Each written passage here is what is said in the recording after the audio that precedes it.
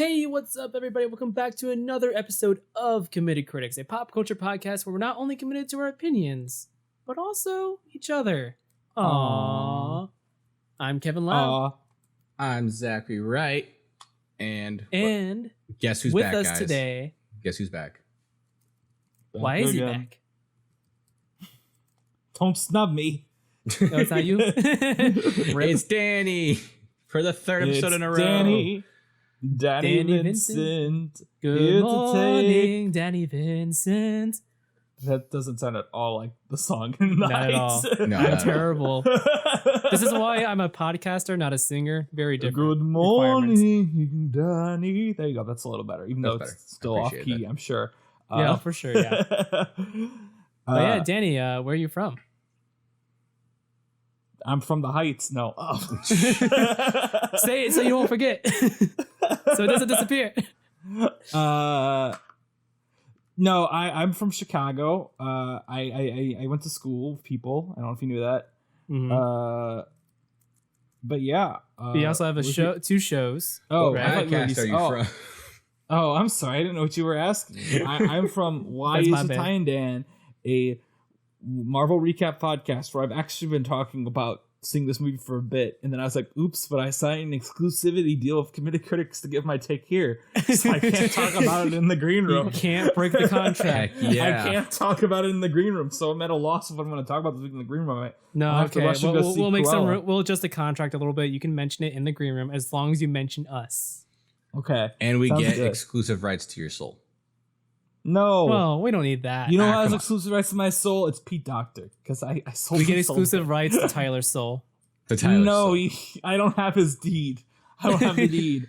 I also host another podcast called the Snub Club, which is a podcast where we talk about the movie that got the most Oscar nominations, but the most nominations, but no wins. I mean, you know what I'm saying, right? Yeah. Most noms, no wins. They got snubbed. that's That's the why movie. it's Hopefully, a In the club. Heights doesn't join it next year. Ooh. I would hope. But maybe Hope. that'd be a good thing, because that would mean it got a lot of nominations. So We'll see. If it doesn't win best score, I don't know. No, it wouldn't be eligible. And also, I think the original song, and this is jumping ahead, even though I'm sure it's actually not going to be talked about.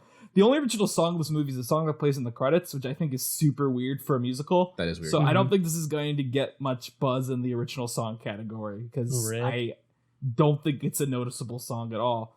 Because I had thought maybe if there was a song, they'd maybe like dance along in the credits, and they don't do that. It's just a song. It's just a song. Interesting. Well, But but yeah, as you probably noticed, we are talking about In the Heights today, a movie that has appeared in theaters and is on HBO Max until July 11th.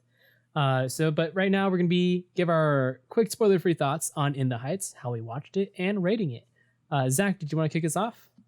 Yeah, I watched In the Heights on HBO Max just because, Rip. convenience. No, not a rip. You two are overhyping the theaters. I'll say it right here, right now. No! I'll say it right here, right now. Let me talk when it's my turn. Yep.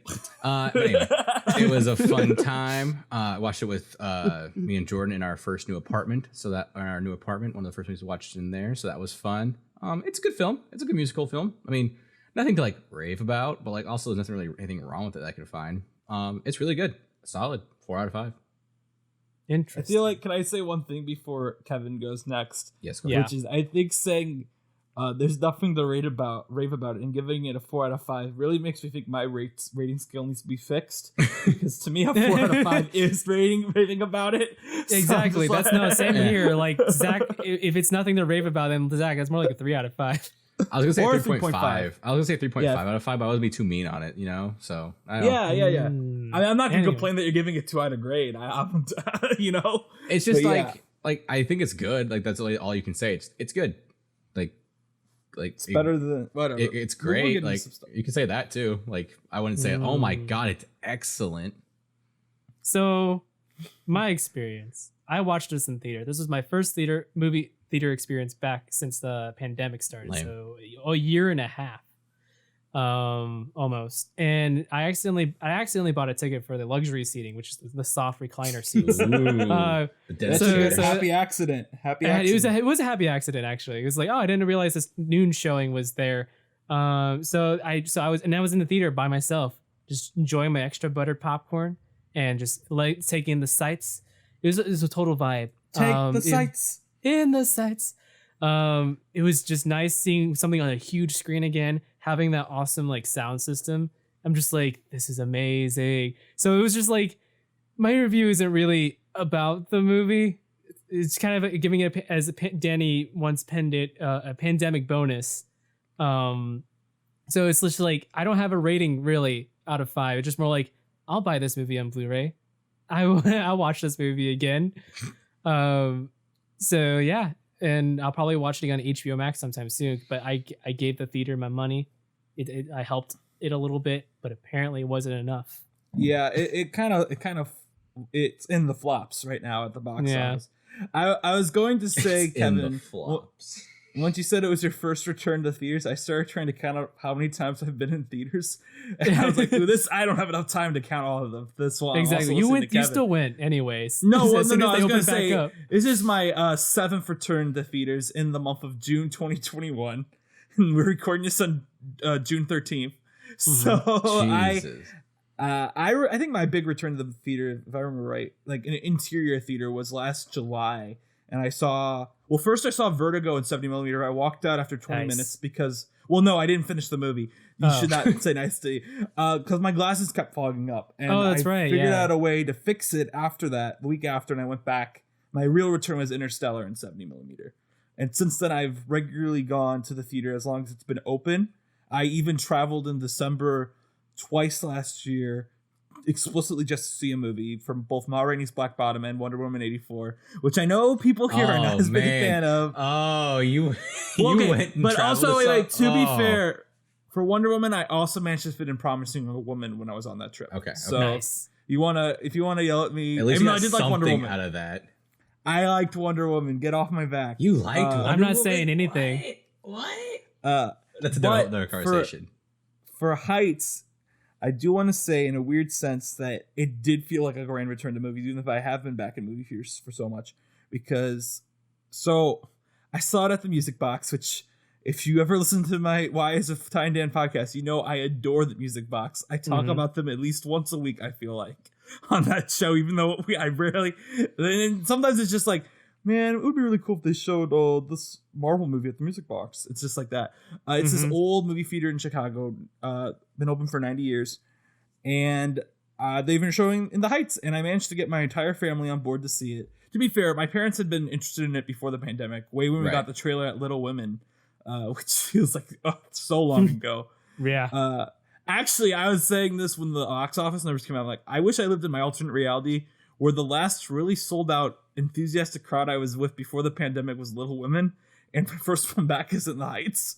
Like, imagine if Little Women and In the Heights were the biggest movies of the year. Like, I would adore it. But anyway, yeah, so it was a sold out crowd. Everyone was so enthusiastic. Like, I don't know about you, Kevin, but when I saw it, they had like an intro where it's like, thank you for coming out to the movie theater. We appreciate you guys coming. And I think it was like John M. Chu was like, yeah, we appreciate you wanting to see this on the biggest screen imaginable because there's nowhere like the movie theater. And like my audience burst out in cheers. Well, like I said, I didn't have an audience. I was the I was saying I didn't know if you got the video. Did you get the video? Oh, I did get the video, yes. Okay. Yeah, so they cheered at that, and they also like cheered at like after the opening number when the title appears. They're like, yeah, In the Heights. But yeah, it was a great crowd, huge applause, huge laughter throughout it. I wanted to applaud also after there was a bit of applause. I joined in after 96,000. But yeah, and the thing about, I know Zach, you're being like, oh, it doesn't need a movie theater, but I do want to say the reason why I like the movies, and it's also why I infamously did refuse to watch Soul until I could rent a movie theater for it, is that I don't really break down crying at movies at home because I can't give them my full attention. Yeah, that's fair. I was crying for like the entire last 5 minutes of this movie. Definitely would not have happened if I watched it on HBO Max. For sure. There's this movie has a scope to it that I think works best on the big screen because of all the like, and also the sound design as well. It's like you got all that music and you got all like the grand shots of everyone dancing, like this, and a lot of like really beautiful cinematography in the wide shots. And it's just like really I think it's the perfect summer theater experience because especially like the pool scene. I'm like, yeah, it's just like the pool. It's almost as if like you can smell the pool. like I've those actually sensory heard that details. the sad thing is that pool is apparently closed. It became a COVID testing site, and I don't think it's reopened yet, which is kind of sad. That's crazy. Because this whole movie was shot. I don't know if you guys know, but it was shot in the Heights. No. That's where the Joker stairs are. That's in the Bronx. That's in the Bronx. That's where the salon is moving to. Is to the Joker stairs. They're gonna pop up in Joker 2. The Joker's gonna go to the salon. Arthur's gonna get a mani-pedi from Stephanie Beatrice. You know, I was a little surprised with Stephanie Beatrice in this, if not because of her role, but the fact that she does not get in the main. She doesn't get a billing to herself. No, I think she's lot, probably and she's probably like the most famous person in the movie besides Lin. Exactly, and Jimmy Smits maybe, but Bail Jimmy Smits was Organa? popular from older. Well, Jimmy Smits was also pretty popular in the 90s. If you look at his filmography, he was in a lot of big stuff back then. He was also in Star Wars, guys. Come on, Bail Organa. Yeah, exactly. Yeah. And he gets to dance in this, so that's exciting. But yeah, we can move on. We don't need to. Yeah. Yeah. Well, on that note, we're gonna start diving into spoilers. So if you haven't seen In the Heights, highly recommend watching it in the theater. Zach, would you recommend watching it in the theater? I mean, if you want to, sure, yeah. I mean, at home is fine. I think the one thing you can't do in theater is if you want to get up and dance, you can dance like In the Heights while you're at home. If you really Actually, not with me, but a friend of mine saw it in Philly and said that there was a couple that stood up and started dancing during 96,000, and I was like, "No, you're lying to me." He's like, "No, I'm not. This happened. I'm like, "All right."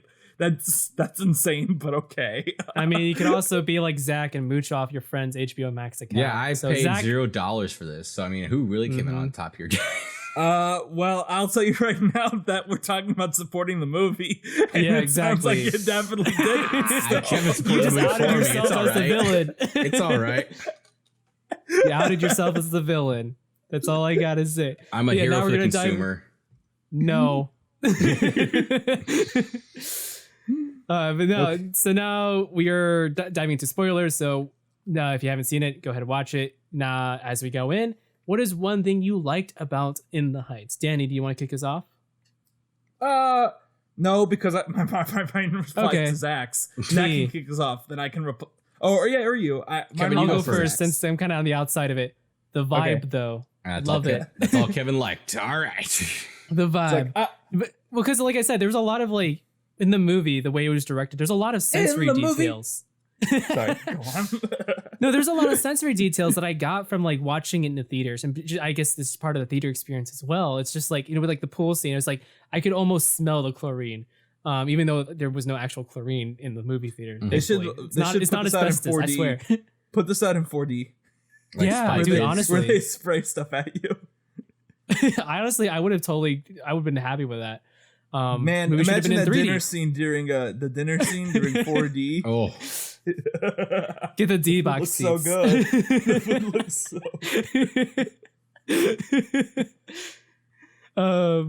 No, it's just, I really love. I think the acting was great. Not Stephanie Beatrice precisely, but all the cast, which just did fantastic job. The cinematography and the use of colors were actually great. I really love the costumes as well. The costumes and the are choreography. I think overall the direction is really great as well. It's one of those, I haven't seen a lot of John M. Chu's other work, but I feel like this is one of his stronger works in direction. I don't know what your thoughts are. I've seen way too much John M. Chu. Let's be real here. The only one I know for sure is John M. Chu is Crazy Rich Asians, but I'll look him up. Have you seen Now You See Me movies? I did. Oh yeah. Yeah, he did those. Nice. He did those. Yeah, he did. But yeah, so this is Now You See Me, G.I. Joe, Justin Bieber. This is one of his stronger movies for sure. This is probably his strongest movie. Probably. I think Crazy Rich Asians is good though. Personally, it is really good. Yeah. Gem and the Holograms. I need to see that one still. And Step Up movie, I guess.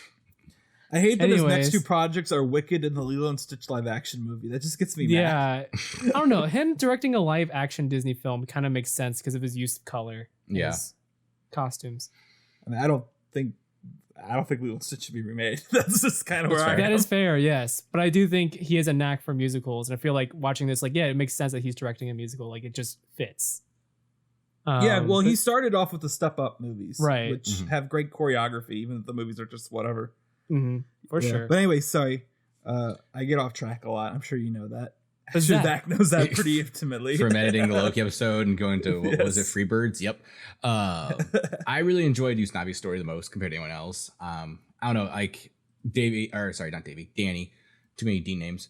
I see later in the notes here that you said that there wasn't a lot of Benny, and I agree with that. Yeah, I wanted more Benny. Yeah, there wasn't enough of like Benny and really Nina, in my opinion.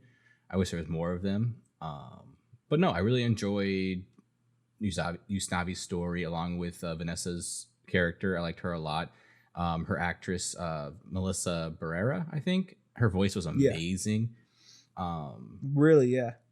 I was following along on Wikipedia because I haven't seen the stage show, like what the actual stage show's Wikipedia. And there was some stuff that was cut from like this to like make it a little more like a film. Like there's some unneeded, like not unneeded, but there's more drama between Kevin and Benny, which I'm really glad was not in the movie at all. I think that would have maybe bogged it down a little bit. I can't believe I was in the movie. No, Kevin is actually a true 4D Bail Organa. Experience. You're Kevin. Yeah. Kevin is now Bail Organa. You're Bail Organa. But yeah, no, I really enjoyed Usnavi's story a lot. I'm gonna say it like 3 times, but Danny, go ahead. I think that's interesting. But me just jumping a bit off your Usnavi thing, which if I had to pick a weak, this makes you sound so bad. No, you're fine. I actually thought Ramos was the weakest of the 4 leads. Agree, surprisingly enough. Yeah. But I don't think it's because I think just his I actually think the material. I think it was the material. Besides Benny, who really does not have a lot of material, I think his actor is more charismatic than Ramos is. I agree. Corey Hawkins is. Right. But I also think, this is my opinion on Hamilton too, is that I think Lin writes really good songs for women and the men generally get the leftovers. Yes. Besides Burr's songs in Hamilton. Yes, exactly. Yeah, you're right. The Burr songs in Hamilton are great. But in this, I thought both of the women's first songs are so much better than, besides, of course, the opening number, anything Usnavi really gets in it. Yeah. And same with Corey Hawkins, it's like Benny, his best songs are his duets with Nina. So, but yeah. I liked Vanessa's voice as well. I think the whole movie's great. The best number is 96,000, which is a bit of a basic answer, but like I don't really care. Actually, no, you're right. I'm going to talk about my mom a lot on this podcast because I saw it with my parents and I sat next to my mom, so I got her reactions. She like audibly went ew during 96,000 when there's like that one backup dancer who's like a contortionist when Sunny's singing. She was like, oh, I can't look at that. Actually, I don't have him listed. I thought Sunny was a highlight too. Yeah. He was really good in this. I agree. I also think it's interesting. I think his songs go more of like, people always say Lin does hip hop. I disagree. I think Lin does musical theater that's infused with hip hop and salsa, but primarily all of his stuff is still very musical theater. Yeah. But Sonny is the one who gets all the hip hop, if there is hip hop in this movie, which I think he did good. As I already said, I cried at the end of it. But this is me. I like putting out little details. Little details in the movie. To me, there was a little detail that always got me a little misty-eyed, and it was like Nina chasing her younger self. Yeah, that was cool. A very stylized portion of the movie that worked for me. Going ahead of it, one thing that didn't work for me as much as I hoped it would is that Olga Muritz's, I think that's how you say her name, her big song is the super hype thing from the stage show, and it didn't work as much as I thought. I think it might have been a bit too stylized for what the movie was. But the stuff with her younger sister wasn't. It was like the perfect amount of, all right, I see what you're doing here, and it's emotionally hitting me. Right. But I also want to note too, I really like how this translated to the film language from stage. I'm not sure, Danny, if you have any thoughts on that. But I think that I would like, I don't know. There was a lot of, I did see some of the criticism before I went into it. And a lot of the people who are against it say there's maybe a bit too much editing on the dance numbers. Oh, yeah. I can agree. That's going to be one of my critiques too. Oh, my bad. I can agree with a couple numbers, but I think some stuff, I remember also reading that Chu was trying to make it so every dance number had a different style type of thing. Yeah. I think he definitely succeeded in some places better than others. I think there's like one number that I'm thinking of, the salon number, which isn't going to be anyone's favorite number but I don't think anyone would say to cut it because it's really a comedic highlight of the film. the salon number. But I don't know. I don't really have an answer on the film medium right now because Right. I was But actually I'm planning on seeing it again in theaters multiple times. Right, and there's So- like, well, the thing with the lotto ticket too, where like they show they have an insert the lotto tickets. There's like someone saying the lotto numbers out loud. There's like stuff like that where I'm just like, oh, I wonder how they did this on stage, kind of deal. Well, yeah. I imagine they did something kind of like what they did in the movie with the towels. You could do that on stage with the towels because that's what they did. They wrote them on towels and Yeah. Right, but when Usnavi found the winning lotto ticket, like how did we know it was a winning lotto ticket on stage? On stage, Abuela knows about it. Abuela tells him. I was gonna say on stage. I believe that it whole comes up storyline is Abuela completely dies. different. Yeah, exactly. Yeah. Okay, Yeah. gotcha. Okay, but still, They my move point some songs around. When I watched this movie, I didn't think, oh, this is just a Broadway show. Exactly. This is like Yeah. it felt like a movie. But on that note, we're gonna take a quick break, and we come back. We're gonna talk about one thing we didn't like and some final thoughts on In the Heights. See you in a bit.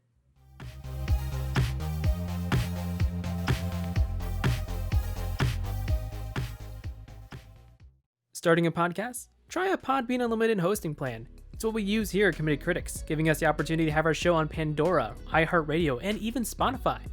You can get your first month of unlimited hosting for free on us by going to podbean.com/committedcrits, just like our Twitter, or by clicking the link in the description. Podbean, the easiest, most affordable option to get started in podcasting. Don't you wish there was a pop culture review site that appealed to cinephiles, both professional and casual? Well, look no further than crpwrites.com.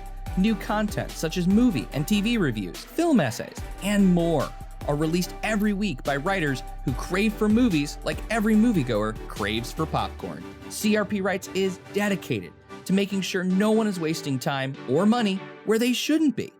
After all, you have to be able to buy your popcorn and eat it too. crpwrites.com. Casual reviews with purpose since 2018.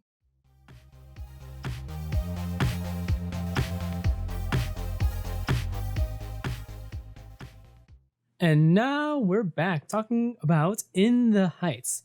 And I'm going to start a little bit negative. Sorry. What is one thing you did not like about In the Heights? Who wants to kick it off? I can go first this time. Go ahead, Danny. Because I haven't gone first yet. So my big thing was I wanted more Benny. Mhm. I would agree. I feel like every of the four leads, everyone else is kind of doing their own thing, and then Benny's just connected to Nina and Usnavi. I felt from what I've heard, there is stuff cut from him from the show, because there has to be. So there's I don't know if you guys agree with this, but there's a lot of discourse about this movie being too long.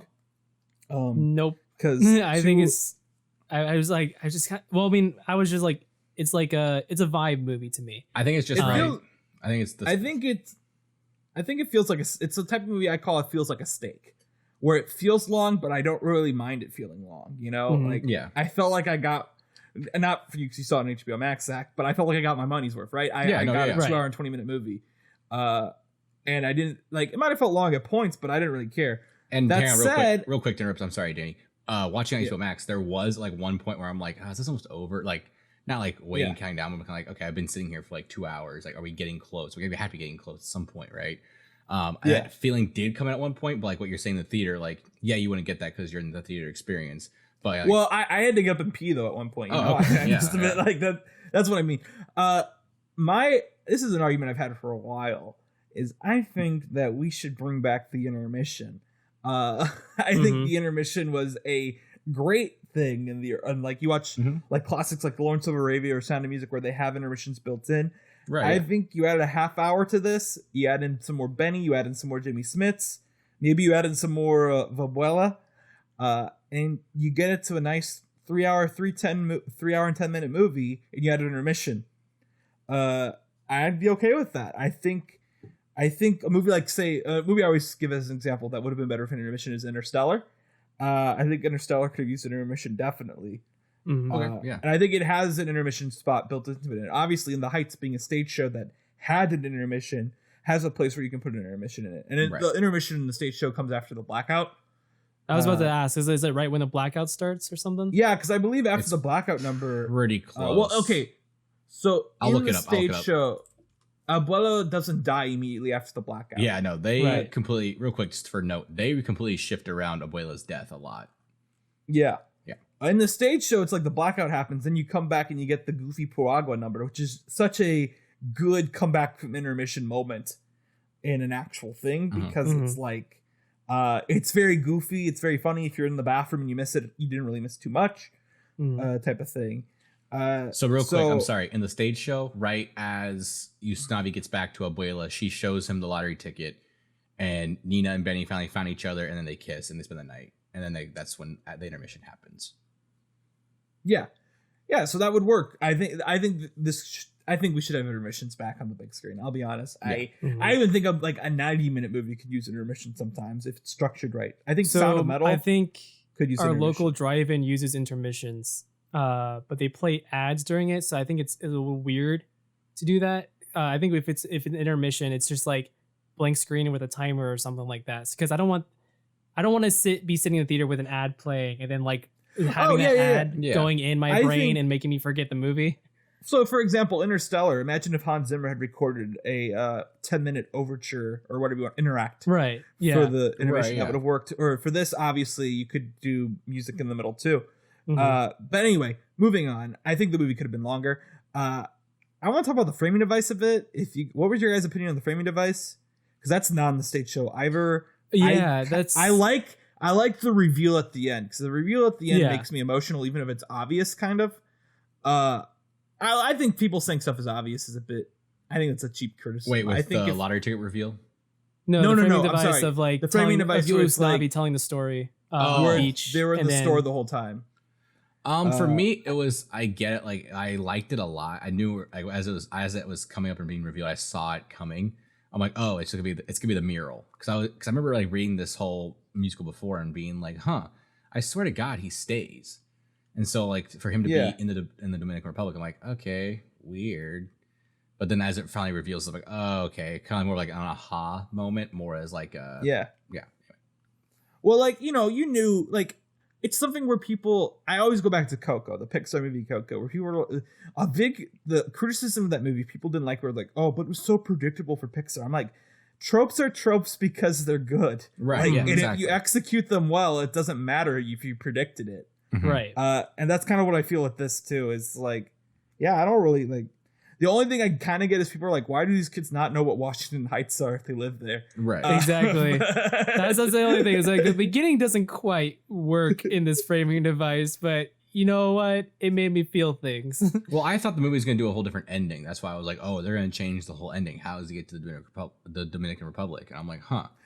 And the big thing to me was, because it was like Vanessa, right? Like, she does not want to go to the Dominican Republic. She has no desire to. So I'm curious how this is going to work out as an ending, because it's a musical. They got to get together. Right. But he does need to go to the Dominican Republic, because that's what this framing device is telling me.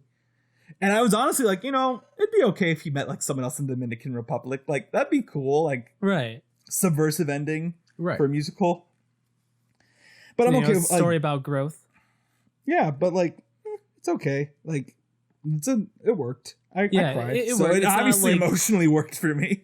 Right, exactly. Like, it emotionally worked. I think that's all that really matters. And like you said, Danny, just because something is predictable doesn't mean it's bad. Just in the same way I tell people, just because a movie is unpredictable doesn't mean it's good. Right. Yeah. People keep trying to tell me that about The Last Jedi, and I refuse to believe it, though. Sorry. I don't blame you. Yeah, so my little nitpicks of it were, I think the use of close-ups were really weird in this movie. Don't watch Les Mis. Oh boy, I haven't seen it, but now you're making me worried. There's also like, I wanted more wide shots. I wanted more longer takes, because the movie had a lot of cuts in it. Yeah. Especially the song with Abuela, I feel like bothered me the most, because like how stylized the set design was. But then we like, and every time we had some interesting camera movement, but just when I felt like, oh, the camera movement's gonna be like really pay off, it just cuts to another angle. I'm like, it's not cutting on emotion. It's just kind of there. That's why I thought for me at least 96,000 really worked, because I felt like it let stuff linger a bit, and we had like that shot going through the water and stuff like that. My question is real quick. Hang on. Did Abuela's song like not seem unnecessary, but did it seem just to be like, I feel like the movie could still be itself and still have the central themes, even if you cut Abuela's song? So the thing about Abuela's song is like Abuela's song is considered to be, I believe she won the Tony for the role. Okay.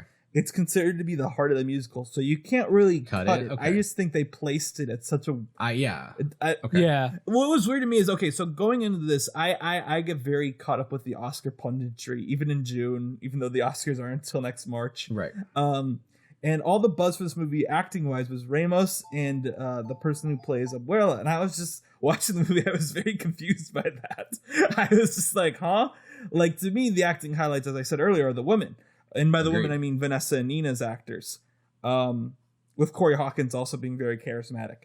So to me, I'm just like, really? This is the scene that everyone's hyping up? Because I even think, if I'm going to talk about an older woman in this, I might talk about the salon owner.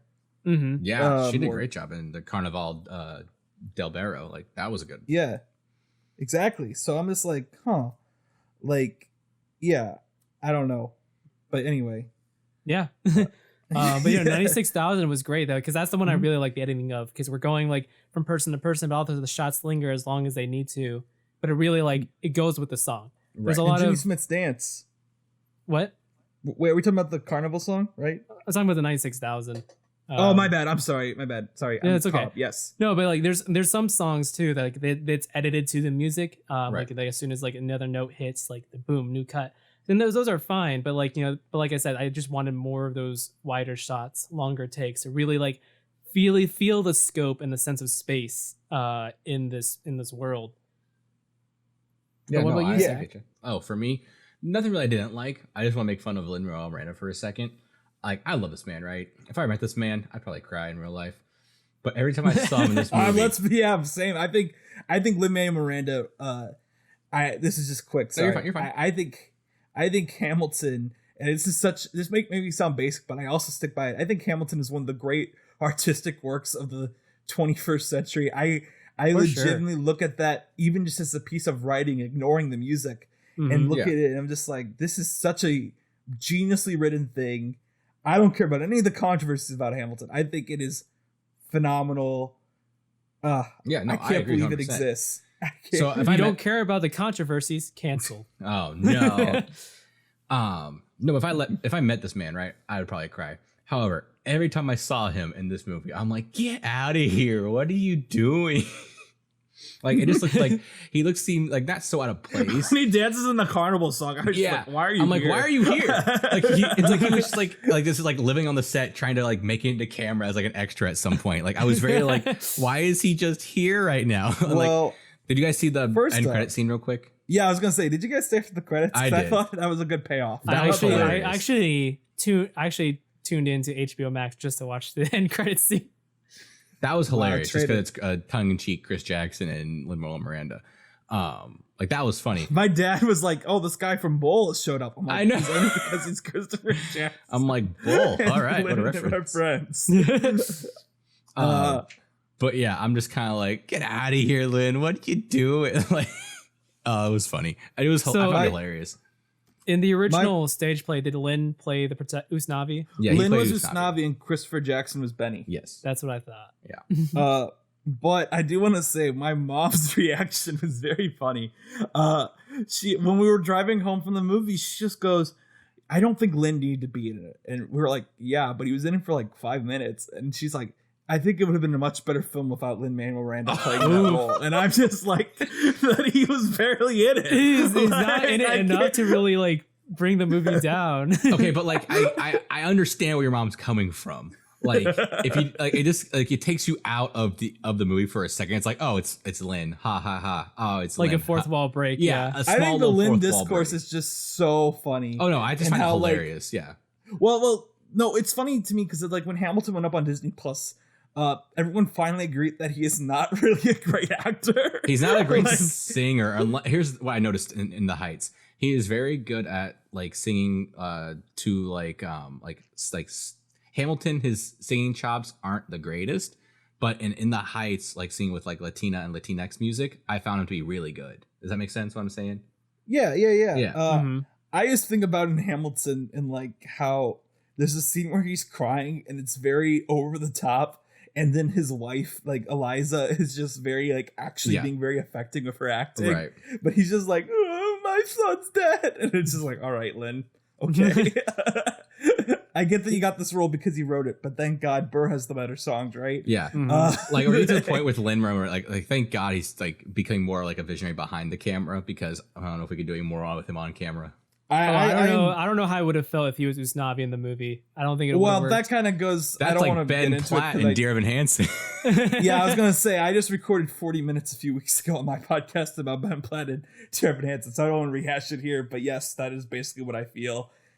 He was way too old for the role here, and he's in the weird spot where he's too young to play the Jimmy Smits role too. Right. I feel like if this movie was made 10 years down the road, he'd just play the Jimmy Smits role. But yeah, he's still too young for that too, so he gets to be the Provergo guy, which is fine. He gets a nice little fun little song in the middle and gets a good post-credit scene, and that's okay. But again, it's a deal breaker for my mom, and it did stand out for you, so I get that too. It didn't really stand out. It was just kind of more like a funny, like, okay, like, come on. Like, let's move on. Yeah. So Danny, thoughts. did you want to do your Lin-Manuel impression? You want me to? Okay. What do you want me to say? Just ask me a question. I'll answer it as Lin-Manuel Miranda. Can you give it in a rap form? I'll try. Okay. What is your favorite kind of snow cone? Well, you gotta get the Piwagua. You know, it tastes like a little sagua. The cat on PBS Kids with my kids. I watch it with them. You see, everybody likes sagua, but I watch Arthur with dragon tails in the males. I don't even know what I'm talking about anymore. Gosh. But to answer your question circularly, I gotta go with the strawberry. In the Heights. That's my very bad Lin-Manuel Miranda impression. And I'm very glad that happened because he definitely would chase that dumb Sagwa thing. Yes. Like how I want to point out that 96,000, the lyrics about Obi-Wan are not in the original version. I was thinking that too. I'm like, how many of these pop culture references were in the original Broadway I think show? Frodo might have been. What about the John Wick I know the big one? change is that in that song is that he says Tiger Woods will be his caddy, and in the original version it's Trump. Oh, but obviously well, the glad they connotations changed have it. changed over the last probably 10 a years. good Good change. Do you know if the John Wick reference was in the stage show? The John Wick, I mean, considering the show, definitely not, Kevin. Definitely Yeah, not. that's Also, what I it's not thought. on the song. It's in the. That's Yeah, in the it's book. true. That wouldn't be on Yeah. Lin. That'd be on the writer. Yeah. I cannot remember right now. All right, That's final true. thoughts. Sum it up, guys. What'd you guys? Abuela be like, guess I'll die. That did She happen. just- Rip. She just dies. All right. It was interesting. Danny, what are your final thoughts? It lived up to my hype. I say and more, but I actually don't think this. Because my hype for this was so high. In the beginning of 2020, I listed 3 movies I was hyped for. They were Soul was number 1, then this, and then Tenet. And all of them kind of got screwed with their distribution in a way. But in that regard, I'm glad I got to see this one in the packed 250 people at the theater, Right. all amped to see it. So if anything, the reason I say and more is because every other movie I kind of settled for less and how I got to watch it. But this I kind of got to see in the most ideal setting. And but I'll see it again multiple times in theaters. I have tickets to see it actually tomorrow in Dolby. Nice. I know it's going to leave Dolby. Oh, and this is where I have my funny story about my LA trip. Is I wanted to actually catch it at the Chinese theater in LA. Unfortunately, The Hitman's Wife Bodyguard will be playing in IMAX then instead. I think you should go see that. Well, so I went to LA in 2011. I saw a movie at El Cap because I'm going to see Luca at the El Cap again. So I wanted to see another movie because I had seen a movie at El Cap, right? I want to go to a different old theater as well when I'm there. But I saw Pirates 4 there. Oh, ew. Yeah, so... Yeah. Yeah. Well, best of luck on your I LA can't really go journey. see Hitman's Wife Bodyguard there. Nope. I can't do that. I can't do that again. Can't see another bad movie at a classic theater. But, yeah. Oh, my. Well, hopefully the Dolby experiences works well for you. Yeah. I'm Yeah, I honestly hope so. jealous. Or if you don't want to go see it in theaters, you don't really need to. You can just watch on HBO Max. It was fun. No. Good time. If No. you like Zach will musicals, give you my login info. If you like musicals, No, it kind of it's goes. fine. This is a discussion for a different podcast, but it's like It's I know I great. would have seen Soul like 5 times in a row, or even Hamilton like 3 times in theaters. But since they were just put on Disney Plus, I saw them all once. And granted, for Soul, I rented a theater, but still, I can't afford $250 every time. That's fair. That's fair. But yeah, Danny, where can we find you at? Wait, does Zach not want to give his final thoughts? Oh, it's right. I kind of just did in that little blurb right there. I just said, if you like the Barley Show, you'll love this. If you like musicals, you like this. Like I said, nothing really wrong with it. It's a fun time. It's a fun summer movie. Watch like it I said, in theaters. I don't have a rating out of 5. I would just say I will buy this on Blu-ray and watch it again. I might even go to the theater again and see it in IMAX. Do it. But you have to do it before Wednesday because Hitman Wife Bodyguard exists. Yeah, That's true. true. A good point. Take us out, Kevin. I might not be able to make that work. All right. You can. Yeah, go ahead, Danny. You can find me on everything. No, I'm kidding. You can find me on, as I said, Why Is the Time Dan and the Snub Club, both for podcasts. Snub Club is on Podbean and Why is on Buzzsprout, and they're also on Spotify, Apple Podcasts, everywhere you can find podcasts. You can find me on Letterboxd at Blank Mints, where I should have a long review of In the Heights by the time this episode is out. So yeah. Along with, of course, other summer movies. My Luca review will be out by now too. Which you got if you didn't see Luca, you got to see it in the theater, even if it costs you a $400 plane ticket. Best of luck. I give it a 2 out of 5. Yes, time travelers, wild. This has been Committed Critics. You can follow us on Twitter at Committed Critics. That's COMMITTED. You can follow us on YouTube at Committed Critics, where we do Let's Plays theirs as well. Portal 2 should have finished up by now, and we'll be moving on to our next game, whatever that may be. You can spell the same there it is here and everywhere else. You can support us on Patreon, linked in the description below. Special thanks to our current patrons, Davey Peppers from Game Mechanics, Ryan Kolakowski from Ryan Plays Drums, and Jody Wright. And special thanks to our sound engineer, Jordan Smearman. We will be back next week with a preview of our new Patreon exclusive show that Danny Vincent will appear on. And if you support us on Patreon for just $1 a month, you get these episodes 1 week early. So yeah, link in the description where you can just click it and give us money, please. And we will see you next week. Bye.